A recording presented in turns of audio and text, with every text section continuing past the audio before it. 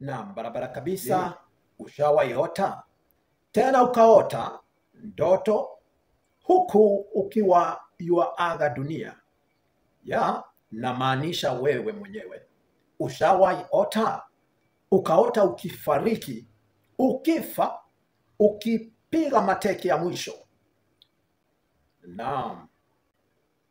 Kitu ya kwanza ni kwamba huenda imesababishwa na yale mazingira ambayo yamekusunguka au hali ambayo umekuwa ukipitia hivi karibuni labda.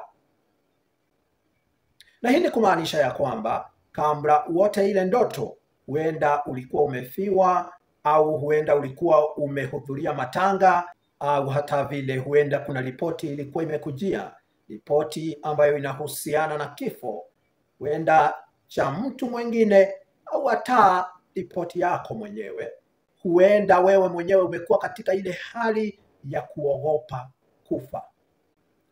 Lakini leo ningetaka tuangazie wakati ambao hakuna mazingira wala hali wala ripoti yoyote yenye kutisha, na ili hali umejipata ukiota ndoto sampuli ile. Unapojipata umeota ukifariki, labda umejiona ukirusha miguu na mikono, au labda umejihisi hupumui na ukajiona sasa ni kufa nafa. Hata mimi nishawaijipata pale, si mara moja. Nimeota huku nafariki, naaga dunia, na ghafla nikajirusha kutoka kwa mauti, nikatoka kwa kitanda, nikaanguka sakafuni, huku nikitoroka kifo ambacho nilikuwa nishagundua kinataka kunichukua. Alafu baadaye nikagundua ilikuwa ni ndoto tu. Na uotapo huku yafariki, wanga mtu anafanya kila awezacho asiweze kufariki. Hivyo basi, kama ushawaijipata hapo au utakuja kuwaijipata pale, bila shaka haimaanishi tu ni jambo baya inakuja kutendeka katika maisha yako. Haimaanishi utakuja kufa hivi karibuni, au kuna mtu atakufa. La hasha, si lazima. Bali sana sana ujipatapo umeota ukiaga dunia, inamaanisha kuna mabadiliko tena makubwa ambayo inakuja kufanyika katika maisha yako.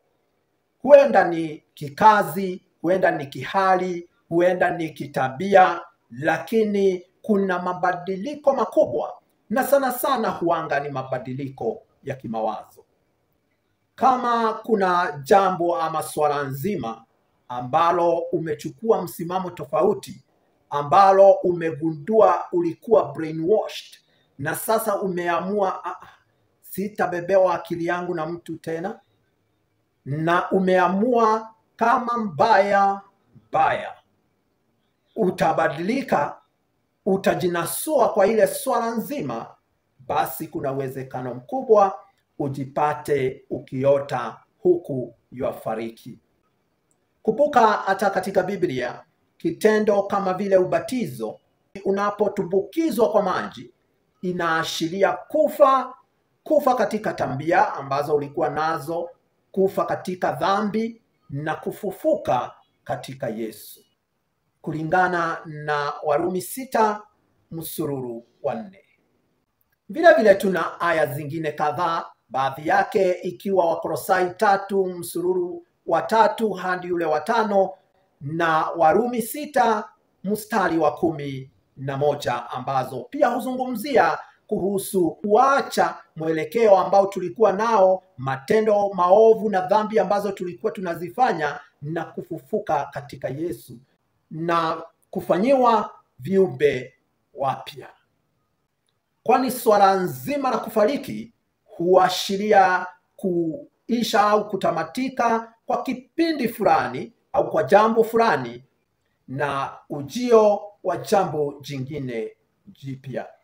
Hiyo basi, kumbuka, si lazima iwe inamaanisha kufika mwisho kwa jambo mbaya na ujio wa jambo nzuri, bali hata pia inaweza kuwa ni kuisha au kutamatika kwa jambo au hali ambayo ilikuwa ni nzuri, na ujio wa hali au jambo jingine ambayo ni mbaya.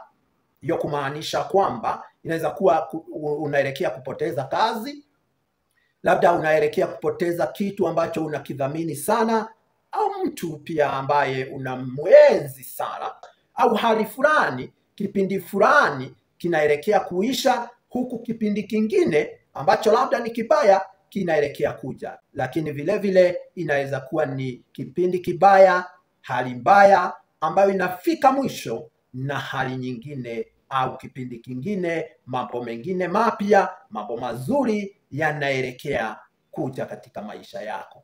Na hivyo basi, uotapo ndoto kama ile huku yuaga dunia, ni vizuri kufanya kama jinsi ambavyo tunasema kila mara. Kitu ya kwanza ukiziduka ni kuinakili vema mahali, alafu kidogo angalia mazingira ambayo uliokuwa ndani yake ilikuwa vipi. Hisia ulizokuwa nazo wakati wa ile ndoto zilikuwa hisia za namna gani? Vile vile ni vizuri sasa kumuuliza Mungu alikuwa anataka kumaanisha nini kupitia ile ndoto nzima.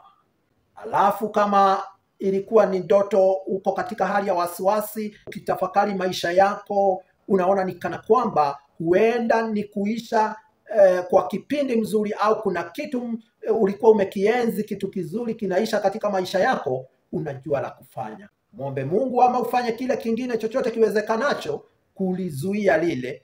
Lakini kama ukiyatafakari maisha yako, unaona huenda inaashiria kwamba ni mwisho wa jambo mbaya, ni mwisho wa hali isiyo ya kushangiliwa, ni mwisho wa dhambi, ni mwisho wa matendo mabaya, basi ni vizuri pia kumwomba Mungu akupe moyo wa kuikumbatia, na ndipo uweze kufurahia ujio wa ile jambo mpya ambayo bila shaka itakuwa ni ya manufaa katika maisha yako. Na hivyo basi kuona ya kwamba uotapo ukifariki haina maana kwamba yuafariki au yuaaga hivi karibuni. Tupatane kwa video ijao. Sodata.